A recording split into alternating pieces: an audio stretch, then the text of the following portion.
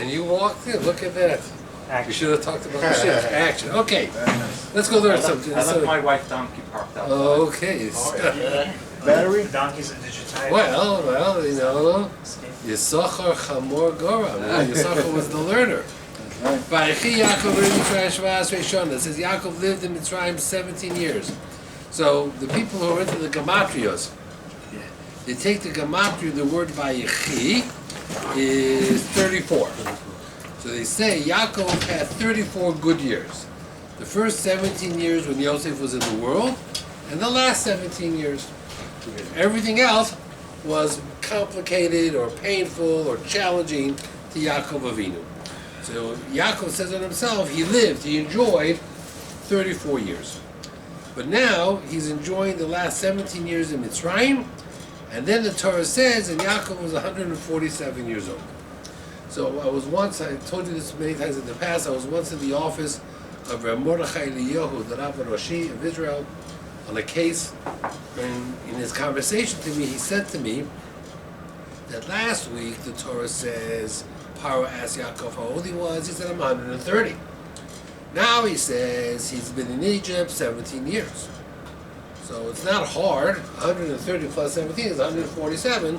Why does the Torah have to say, and Yaakov was 147 years old? It seems extra. So his answer, he had a very interesting answer. His answer was that after 120 years, when you go up to Shemayim, Hashem's going to ask you, how old are you? What are you going to say? I'm 95 years old. Hashem's going to say, really? Let's go check that out.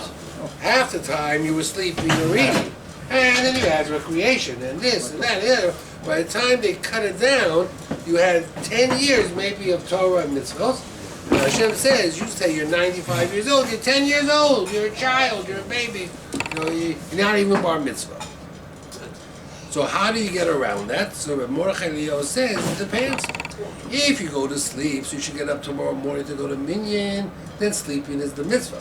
If you eat, then you should have the koach to learn Torah, then learning Torah and eating is part of the mitzvah.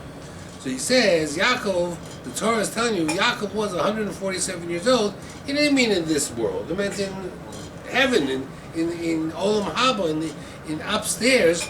He was also 147 years because everything he did was the sake of Torah and mitzvahs. So that's the Chiddush, he says. The Chiddush was that Yaakov was 147 years old. Then it says, Vayikrevu Yemei Yisrael Lamus. The days of Yisrael were coming to an end. The Gemara says that until Yaakov, no one ever got sick. A person was walking, the person sneezed, I guess, and he died. And that's when we got the concept of saying, La Briut, Gesundheit, God bless you. How about Ishmael? Ishmael was sick. You remember when Sarah said, go send his He was sick, but not because he was dying. He was sick because he had no water. He was sunstroke. Yeah, Heat stroke. He had those type of illnesses. But it wasn't an illness of just old age. So it says, Vayikrevu Yemei Yisrael Lamus means Yaakov gradually began to feel weaker. There wasn't corona back then. No, I was thinking the same not thing. yet. He didn't have corona. Maybe the beer. But It not was the flu, disease. but not corona. They actually had beer back then. Yeah. Vayikrevu Yemei Yisrael Lamus means that the Yaakov's days were coming to an end. He felt it. He felt weaker. That's what it means. And he calls his son Yosef, and he says, I want you to do a chesed shel emes, which has to do with funerals, because you don't get paid back for that.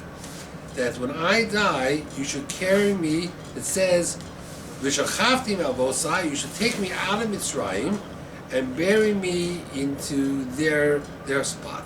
That means Yaakov said to Yosef, Al takbireni mitzrayim, do not bury me in Egypt. Now, the Meforshim say that Yaakov meant to tell Yosef, don't even bury me temporarily in Egypt. I'm not talking about for 100 years.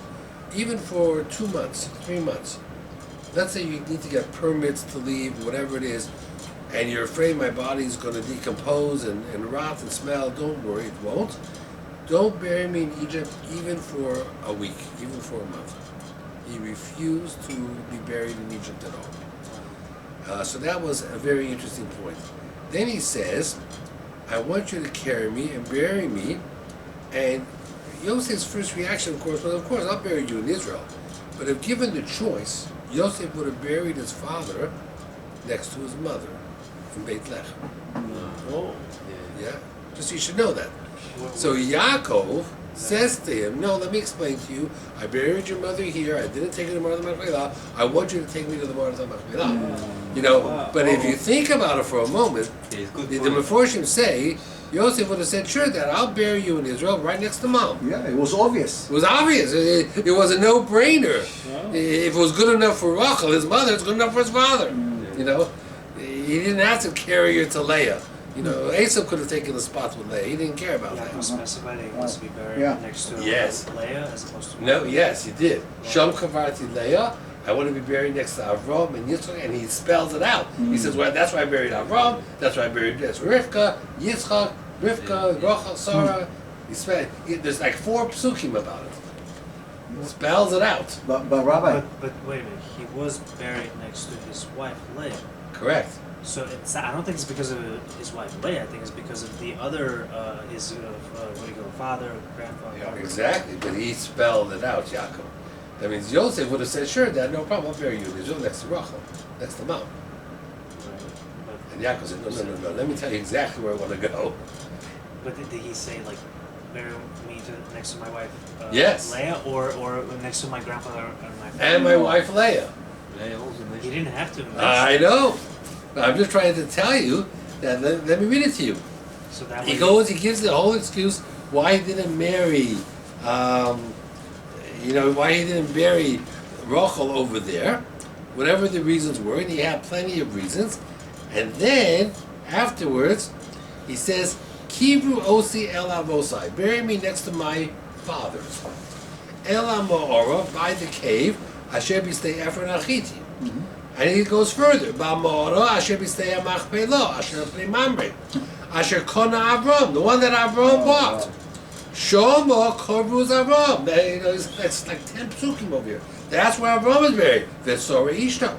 Shoma korvuz Yitzchak. That's where Yitzchak is buried. Ves Rivka Ishto. V'shoma kavarti es Leah.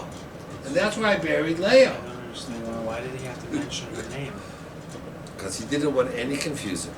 And he goes all the way through. But how There's can you great confuse detail. that if you don't mention like I don't understand. The reason I'm saying is because it would make his son feel much better that he's not like shoving in his face like oh no you're gonna bury me next to. So you're asking technically your aunt. a deeper question than you even realize.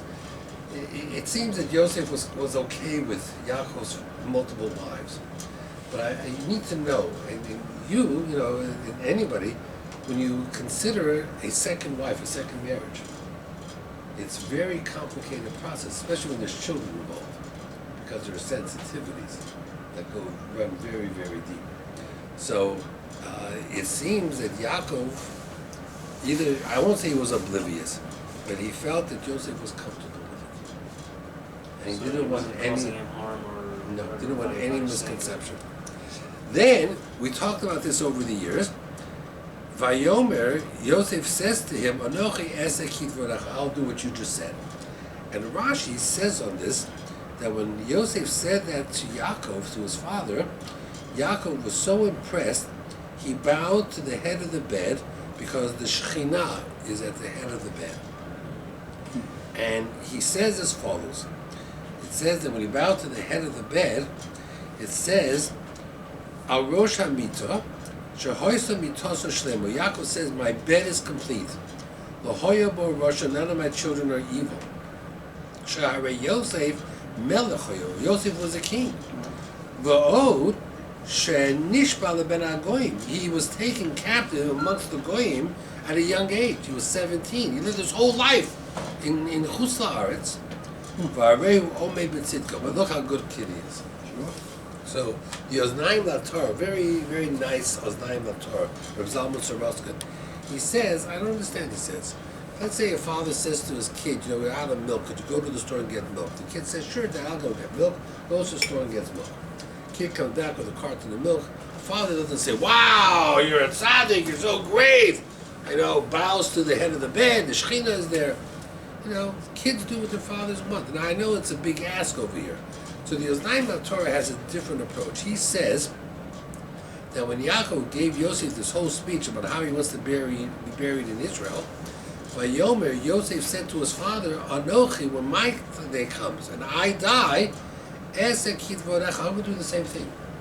I'm going to ask my kids to bury me in Israel. And Yaakov said, what do you mean? You're an Egyptian icon. They're going to name streets after you, schools after you, cities after you. You lived your whole life here. Why would you go? You don't even know Israel. You don't even have any connection to Israel. You're not going to be buried in the Marat HaMachpelah. You're not going to be buried next to Avraham, Yitzchak, Yaakov. Why would you want to be buried in Israel? And Yosef says, well, if it's important to you, it's important to me. And that is why he said, my son is a tzaddik. He's a melech. He lived all these years in Chutz La'aretz, and he wants to be buried in Israel. Wow, that's unbelievable. Now, Yosef was buried in Israel. Where was he buried? In Shechem. And Ephraim and Manasseh were buried in Shechem. They're all buried together. All three are buried together. Many of the Shvatim came out. The only difference is Yosef was put in an aron, into a casket. Some people say he was buried in a very fancy cemetery, guarded by lions. And some people say he was thrown into the Nile. That to give a bracha to the Nile, his coffin was weighted and it was sunk into the Nile. There are different opinions what happened. Now, but Yaakov would not be buried in Mitzrayim even temporarily, and he would be taken to Eretz Yisrael, and he was buried in Eretz Yisrael, no questions asked. And he wasn't buried next to Rachel for whatever the reason. He wanted to be buried in the Marat HaMachpelah. So Rabbi, in other words, they carried him. Yoshua Benu literally bring the Aaron to Israel. Actually, it was Moshe Rabbeinu who took Yosef's Aron out and kept it next to his tent. Right, but Moshe Rabbeinu didn't go in, so somebody had to bring it in. Yes, Yehoshua did that, sure. And that made sense. First of all, the Chizkuni, which is one of the Balei HaTosfos, says that how did Moshe meet Yehoshua the first time? Everybody, if you go through the Bible stories, you think they met in Egypt. But the Chizkuni says when Moshe had Yosef's coffin next to his tent, Yehoshua came to daven there because that was his great-great-grandfather. Yehoshua was from Shevet Efraim. Mm-hmm. And he came once and twice, and Moshe was impressed that nobody came to Yosef's coffin except Yehoshua. And when they went to the Meraglim. Right. When they went to Israel. The minute they left Egypt, and Moshe was taking care of Yosef's coffin, Yehoshua every morning came to daven there. And that's when Moshe and Yehoshua met and became good friends. Wow. But that was in the palace, the palace of Paro. No, that was as they were leaving Egypt. The 7-day journey to the Yam Suf, Moshe had Yosef's coffin near his tent, and Yehoshua came every day and davened. That's how they met. They didn't meet before. Because I know Yehoshua Benu was a vicious person in the palace of Paro, and he literally had a mark on his body, and he was going to come and kill his mother. And his mother recognized him and told him, I know who you are, I told you you are my son. And he goes like, what are you talking about? And she told him about the mark and said, nobody knew about this mark. Okay, those are midrashim, I guess, that are unusual, but they're not the mainstream. You don't have Yehoshua, we have no introduction to Yehoshua at all. We have no record. It's not a midrash, I read it in some... Right, we have no record of where Moshe and Yehoshua met. That's where the Chizkuni comes in and comes up with that interpretation. Okay, anyway, what? He knew that was his grandfather, right? Yeah, Yosef, that's right. That's Yosef Shevet Efraim, Yehoshua. And here we go, and it says after that, Yosef gets a message, his father is sick, and he brings Ephraim and Manasseh. Of course, he expects Manasseh to get the bigger bracha, he does not. Yaakov crosses over his hands, and he gives the bigger bracha to Ephraim, because although Manasseh would be great, Ephraim would be greater. He gives them the status of Shvatim. They are now become tribes like Reuven and Shimon. Any other children would not be. And then he gives them a bracha, and the bracha he gives them is they should be like fish, but v'yidgu laro b'keref oros. They should be like fish, not in the ocean, not in the sea, but on the land. That means they should have the survival. They should survive with no ayin hara, and Yosef is the symbol that he has protection against the ayin hara. And that's why when people want to protect against ayin hara, they have a fish, right, or a bendel. The red bendel which is a string tied around whose grave? Kever Rachel. But also the Christian have this fish, with this thing. I saw I'm from sure the they car. do. Why do they have that? What is the significance? It's incredible. Doesn't It's Last Supper, maybe. That's They had fish Google. too. That's Yeah, Google, so yeah. whatever it was. Rabbi Google. Okay, so, and then Yosef gives the, Yaakov gives the brachos, and we go further, we'll go to the brachos a little bit later. Now, let's take another step over here, okay? Let's take another step. When they buried Yaakov, that means it took 70 some odd days, and they had then another Shiva, and all the kings of Canaan paid tribute. Eventually, they got Yaakov to the Maratha Machpelah. Yes, Esau tried to intervene. That was not successful. Yaakov is buried. After Yaakov was buried, what became the biggest fear or concern of the brothers? What was the biggest concern? Yosef is going to do what? Revenge. Like Yosef is going to settle the score, as they say. Now, it's fascinating that the brothers gave Yosef the midah of Esau. Why? Who was the one who said all along, I'll wait till my father is dead, and then I'll settle the score with my brother? Esau. That was an Esau way of thinking. That was not a Yaakov way of thinking. That was Esau. So the brothers grew up with that. The brothers grew up that in our family, we don't do anything as long as dad's alive. Once dad's gone, it's open season. We can do whatever we want. So they felt that if Esau was going to do that to their father, Yosef was going to do the same to them. What made matters worse, we talked about this, is that after they buried Yaakov, Yosef didn't go straight home. He went to Shechem, and he found the pit that they threw him in, and he made a bracha, and here Yosef remembered exactly to the T everything that happened 30, 40 years earlier. That means he had not forgotten an iota. Everything was fresh in his mind. Also, the Gemara says that after they came back, Yosef no longer ate with them. He was, Yosef used to eat with them. But it was simple because Yaakov sat at the head of the table, so that was okay. Now, who would sit at the head of the table? He's a king. He's a king. He So had he has things sit to at the do. table. Yeah. But they want Yehuda to sit at the head of the table, or maybe someone else. So, whatever the reasons were, Yosef figured it's best to avoid the problem. So he no longer traveled from Memphis or Thebes, whatever the capital of Egypt was, and he kept his distance. In the past, Ephraim and Manasseh went to learn Torah with Yaakov. Now there was distance. So they were very concerned. So what do? They do what any person does, it seems. They lie. They go to Yosef, and they say to Yosef, our father said before he died, give a message to my son Yosef, please forgive your brothers. Okay? Did Yaakov say that? No. And the truth of the matter is, it wasn't even a good lie. Because Yosef could have said to them, if Dad really wanted me to forgive you, I saw him numerous times before he died. And he asked me all these different things. He would have said to me, Yosef, forgive your brothers. So it wasn't even a good lie. So But the good cause. it was a good cause, but not a good lie. So someone in Shul asked me on Shabbos, they asked me, how does the Torah justify their lying? And my answer was, what? So my answer was, the Torah doesn't justify it. I don't say, the Torah doesn't say that they were right to do this. The Torah doesn't give them a stamp of approval. The Torah just records the story.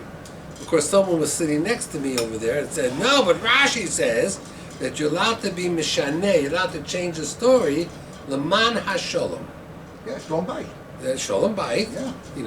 And listen, let's talk about Shalom that. Bayit, you can lie.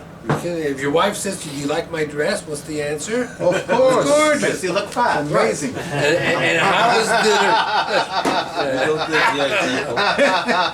How was dinner tonight? Delicious. As you throw up later on. But okay. So, we talk about stretching the truth for Shalom Bayit. We had the case with Hashem even telling Avraham that Sarah said she was old, not that Avraham was old. You know, we have all these things, but it seems bizarre that the brothers would resort to lying.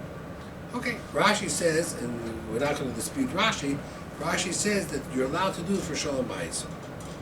Keep in mind that when you lie, and you get caught in the lie, credibility is at stake, because people wonder, what else do you lie about? I mean, once you lie, then what else are you lying? You know, nothing is the truth. Generally, we say we can handle the truth, we can't handle the lie. The Or HaChaim, now there's the Or HaChaim HaKodesh, you've heard of the Or HaChaim. The very last Or HaChaim in Parshas Vayechi, he says something that everybody is just shocked at, just wild. Let me tell you what he says. I photocopied it. Yosef said to the brothers, "Va'atem chashaftem l'ro," you thought bad. Elokim choshva l'tov, but Hashem had good intentions. 3 times they had that conversation. So the Or HaChaim says that Yosef said to his brothers, "You know what this is like? Va'arezeh domeh lemiskaven lahashkos chaver kos moves." You poured a glass of poison, arsenic poison, and you wanted to poison me to give it to drink. What happened?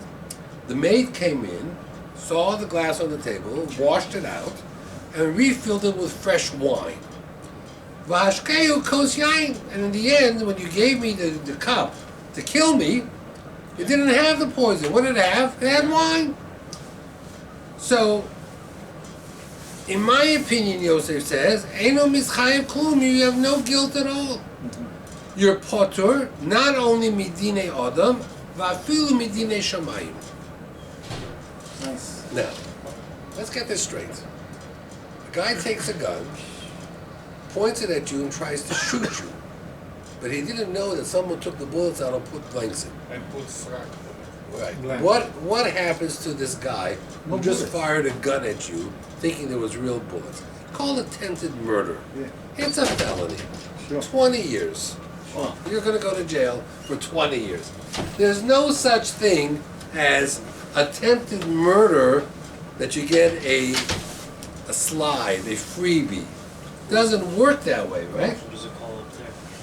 Well, let's go further.